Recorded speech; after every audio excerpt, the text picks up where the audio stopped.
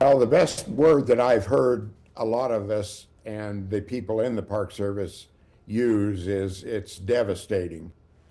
All new at 10 with less staff, national parks in Utah are preparing for their busy season with more visitors from Utah and around the world. Yeah, we're already seeing an impact with Arches announcing the popular fiery furnace area will be closed until further notice. Brian Schnee spoke to a recently terminated worker from Zion National Park and shares how parks plan to move forward. Back in February, roughly 1,000 National Park Service workers were terminated, many of which were in their first year of employment, so their probationary period. Might not sound like a lot when you factor it into 63 national parks across the nation, but here in Utah, less employees could weigh heavily on the visitor experience. Good morning. Do you have your reservation there? Great. I don't see any of this turning around until the public gets angry enough or concerned enough that they exercise their abilities, maybe to work through their elected officials to try to get it turned around. Bill Wade, who retired from the National Park Service as a park superintendent, has been tracking the terminations of Park Service workers closely, including what's happening in Utah. So all of this is really having a heavy toll, not only on those people, but again, the people who are continuing to work in the parks. It's believed roughly a dozen National Park Service workers were terminated at Zion.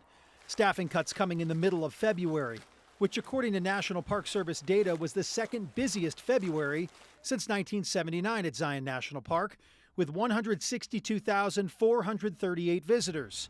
This following from the park's second busiest January with nearly 150,000 visitors. I think the non-busy season of Zion has definitely gotten smaller and smaller as time has gone on because it's just such a busy park. And as a result of reduced staffing there, we've heard that there's much longer lines of cars waiting to get into the park because maybe they can only run one lane rather than two or more lanes during really heavy visitation times. Wade cautions park visitors to do some extra homework before visiting, such as checking park websites for visitor center hours and double checking for closures. What was it like for you to get that phone call?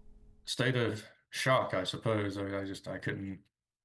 I couldn't believe it. Zane Duncan got the dreaded call in February. We kind of figured that we'd be more all right, exempt from all this because, again, our job is one of the main part of our jobs is collecting money, is collecting fees, and we thought, well, ours is easily the most justifiable. He worked at a Zion National Park entrance station collecting fees, assisting with traffic control and patrolling campgrounds. If that's what they're concerned about is budgets and profitability, you would think.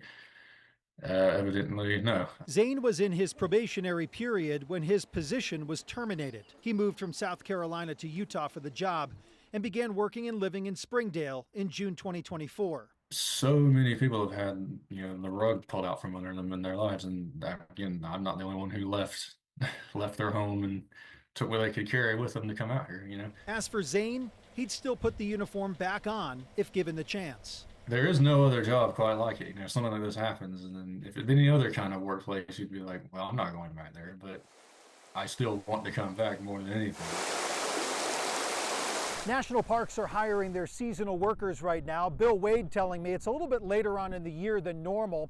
He believes those seasonal workers will alleviate some of those headaches right now. However, in the long term, what happens to when those parks go back to being understaffed without those seasonal workers? Brian Schnee, KUTV2 News.